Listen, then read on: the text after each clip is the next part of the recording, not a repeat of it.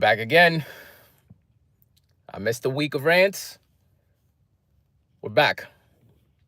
Today, what do we talk about today? We're 2 weeks away from the Season 2 release update for Call of Duty Black Ops 6. So what do we want to talk about? I want to talk about... I'm going to try to be more positive this time, right? There's going to be negativity, of course, but I'm going to try to be more positive. Just because I've been sitting down, giving it some thought about like, okay, let's look at everything that's wrong with the BO6 Warzone integration. And we know Verdansk is coming in like March or April. So why is it so bad right now? What went wrong? What could have gone wrong? And why haven't we seen a larger response to fix things? So being a optimist, I guess, I don't know, optimist, pessimist, optimist.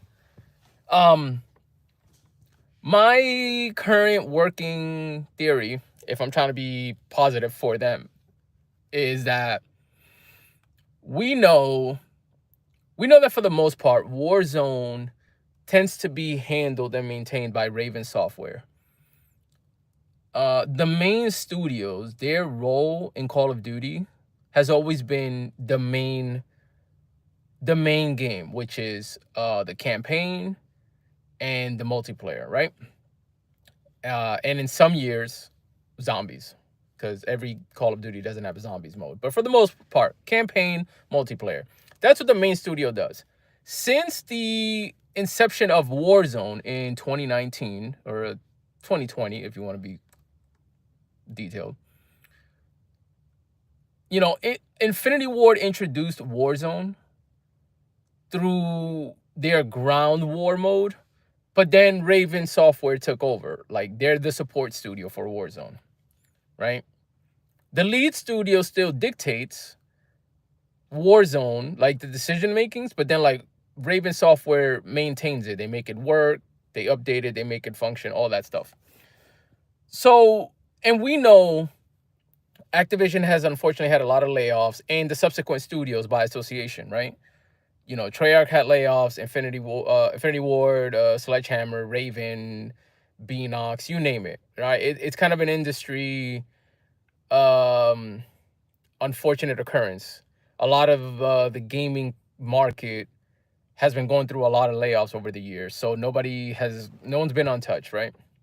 But anyways, long story short, so Raven, because they're the support for Warzone, they don't get as much time to develop, and update it and maintain it as the main studio. The main studios, on average, they're getting anywhere from 2.5 to 3 years to make their main game. And then for Warzone, they can't start doing much with Warzone until the main game is close to finish, because Raven needs to know like what kind of assets are going to be put in there. And then they got to worry about weapon balancing and perk balancing and things like that. And in the last two war zones, it's been a little more problematic, specifically because we have all this carryover stuff. They brought over MW2 weapons and MW3 weapons. So, and now you add the new BO6 weapons. So now you're talking about 3 games worth of just weapons. Then you have all the perks that you have to balance, because Warzone plays differently than multiplayer, right? Then you have all the assets on the map itself. The map has to work. You have the gameplay loop of Warzone that they have to make function, the gulag, the redeployment of players, etc. The buy stations. It's a lot of moving parts for Raven to constantly have to fix. But if you know or don't know, Raven does not get a lot of time to do this. Like, Raven doesn't get like a year or two to work on Warzone. They unfortunately only get a couple of months. So now, what happened this year? So this year, with Fortnite bringing back their OG map and their OG mode, rumors started to circulate through the industry. And so that rumor quickly made its way to Call of Duty, and then Call of Duty decided on the bright idea that, hey, man, we should bring Verdansk back too. And the community loves it, right? The community wanted Verdansk back. For different reasons, they liked and didn't like certain maps over the years. Everyone hated Caldera. Mazra was okay, but it was on the MW 2022 game, and that game was just slow. So You know, people didn't like the map because not because the map was bad, but because the gameplay was bad. So then when the gameplay got better with MW3, we didn't keep on Mazra. We got Urzikstan, and then that was okay. Last year with MW3, Urzikstan was kind of fine, right? Movement came back, game was more fluid, map was decent. And so that map kind of carried over to BO6 because Verdansk was originally supposed to drop in November, this November that just passed. But right before the BO6 released, Raven made an announcement where they said, hey, we want to deliver a good experience, so we're going to delay Verdansk, right? And that made sense to me because, like I just said, Raven only gets a couple of months to fix Warzone. So Raven kind of realized that, yo, if we've only been working on Verdansk throughout the summer, so let's just hypothetically, let's say they started in June. So they're working on Verdansk June, July, August, September, October, because Warzone dropped in November for BO6. 5 months for a map of that magnitude with all this integration being the return to the OG. Raven Software knew, yo, 5 months, like, guys, we're not gonna get this done. Like, let's be realistic. We're going to ruin the experience. We're going to ruin the nostalgia if we rush this. So they made a corporate decision and they said, yo, we're gonna delay Verdansk. That's gonna give us more time. So now you add those 5 months plus another, say, 4 months. That's 9 months. Now, Raven Software as a studio, they're very good. So maybe 9 months is appropriate time to deliver at least a playable experience. Now, because of that shift, I'm starting to fully believe that this is why Urzikstan right now with BO6 is so bad. This is why you have all the map glitches. This is why you're having all the problems with, like, guns falling through the map and through obstacles. Basically, the game feels unplayable because I think Raven is running Urzikstan on a skeleton crew, and the majority of the studio is all in on Verdansk for March or April, whatever date they decide is going to be the release date. I'm starting to fully believe that this is what's happening. And so that's why when people keep asking, and I was one of those people, obviously, I'm speaking about myself here. When people kept asking, yo, when are we going to fix the map? When are we going to update this? Why is everything so broken? I sat back over the last week, and that's why the rants kind of slowed down, because I've been looking at this from, like, a logical, analytical point of view, right? Like, just being fully realistic. And I'm just like, yo, they cannot fix both maps at the same time. Not with the time frame that they have. So what's the most logical thing? They have to abandon one map and go all in on the other. And don't even tell me, like, oh, well, they could have split, they could have done 50-50. No, you guys don't understand. A game like Call of Duty that has so much assets, you can't half-ass an entire game mode, because that's what we're doing. Warzone is an entire game mode. You can't half-ass that. You gotta go all in. But the problem is, Call of Duty has a tendency where they don't want to stop the machine, right? And the machine is Warzone. So instead of saying, hey, we're going to delay Warzone for 3 months, financially, you can't do that. I mean, like, you literally can't. You can't just stop your BR at this point, right? It's part of the machine. You can't stop your BR, but you can leave it in a state where, like, hey, it's like, it's functional, but it's not great, right? It's like splicing wires together in your house to light your kitchen. So, like, like, okay, this isn't ideal. I would rather just get a light switch that I could turn on and off that works. But you're remodeling the whole kitchen. So right now you're just like, listen, when I want light, I just got to touch these two cables together and just be careful not to electrocute myself. And then when I'm done, I just pull them apart and the light turns off. Because right now I'm redoing the whole kitchen. Like, I'm not gonna invest the time to fix this light switch when I know I gotta rip down this whole wall, right? So that's kind of what Warzone is feeling like to me right now. Like, Raven had to make a business decision, and they said, okay, we're gonna make Urzikstan playable We know there's gonna be problems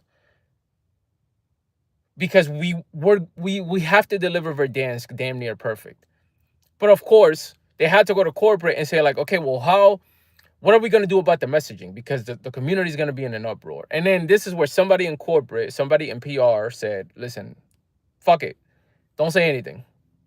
Yeah, they're going to be mad, but fuck it. Just go, put your head down and get to work. We'll worry about the player base. They're going to be angry, whatever. We'll deal with them. You guys go work. Because again, now I'm thinking of this like from the business side. From the business side, this is how this stuff goes down, right? That's why when the community is like, yo, we need more communication. And then they give us like a little simple blur. And we're like, that's it? That's all you got to say? Guys, this is all corporate getting involved. The developers who are literally fixing the game, they're not even allowed to tweet unless they're basically given the permission. Because remember, when you work for an organization, especially now in the social media age, your company in a way can dictate, not in a way, they can dictate what you say about the product for the company, right? So if you're going to tweet about like your personal life, that's one thing. But like if you're an employee of a company, like a dev can't just come out and be like, yo, I work for Raven and I'm here to tell you everything here sucks. Like that person will get fired, right? So like it's like company policy.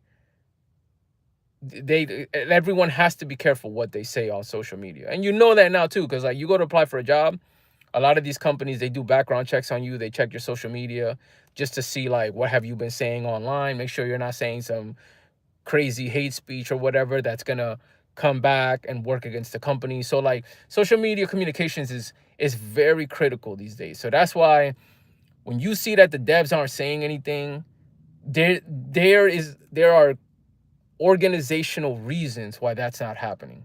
I'm sure all the devs want to talk. I'm sure the devs want to give us update. I'm sure the devs want to tell us, hey man, we're working, this is what's happening, and this is the timeline. But they can't even talk about that because again, this is all protected stuff from the organization. They can't give us timelines unless some corporate person up at the top gives the go ahead to say, yeah, you guys can tweet about the timeline. You guys can tweet about expectations. You guys can tweet about what we're doing. They can't just do that. They will literally get fired. And then it's pointless, right? If they lose their job, then you're really not gonna get any communications. And they all have NDAs, I'm sure. So let's say somebody does get fired. Let's say somebody gets really fed up and they're like, fuck this company, I quit. And then I'm gonna go on social media and talk about it. They probably have NDAs that tell them, hey, whether you get fired or resign your position, you can't say anything for 4 or 5 years, whatever the NDA may be. So it's not that simple either, right? Like even if you say, well, what if somebody just quits and talks? Again, they have NDAs that they can't break for legal reasons. I'm sure a lot of people want to, but they don't have much protection if they do. So they have to cover themselves. There's financial penalties behind these things.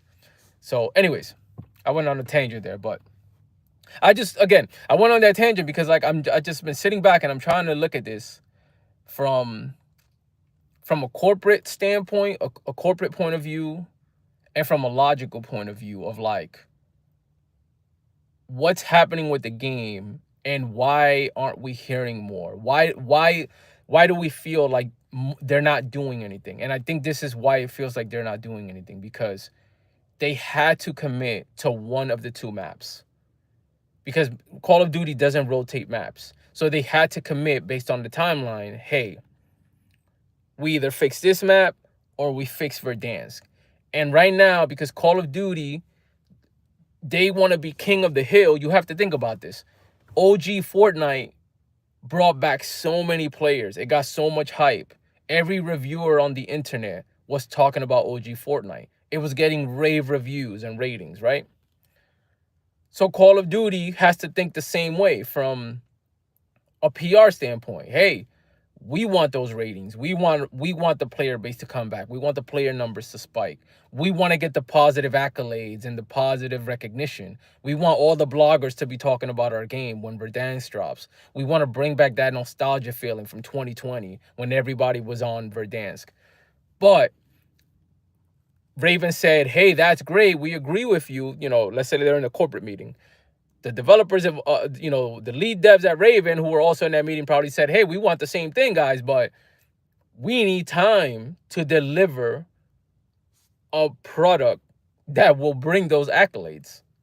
We can't do this in 4 months and think it's just gonna be perfect. Like, we need the time. And then they probably came to a realistic decision where they said, okay, well, fine, but how do we do this? And Raven had to give them the bad news. The bad news is, hey, we know BO6 just dropped, but we're not going to be able to support Urzikstan. Not the way we have in previous years. We're not going to be able to support this war zone in the way that it deserves if we are to deliver Verdansk ready on its release date. And so corporate decisions were made. They went all in on Verdansk. They probably got a skeleton crew working on Urzikstan. That's why every time they push an update, they fix one thing, they break 3 things. Because again, it's a skeleton crew. Everything is happening over the holidays. It's game drops in Q4 of the year.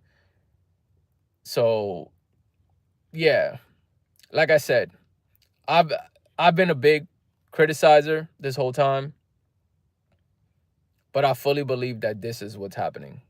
I fully believe between the anti-cheat, between server stability, between engagement,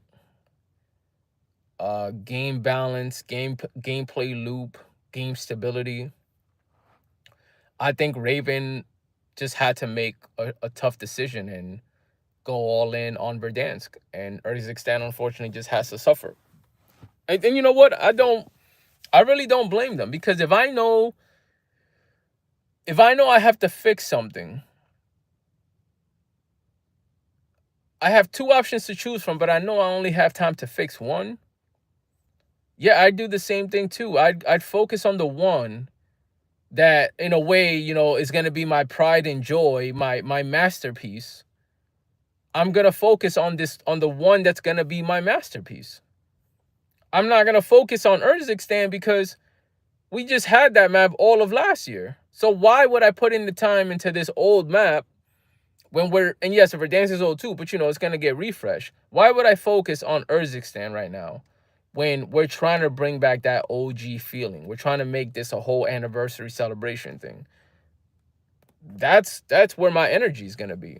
My energy is going to be on right there. That's my pride and joy, Verdansk. I got to put all the time and effort into this. So yeah, that's my 2 cents on it.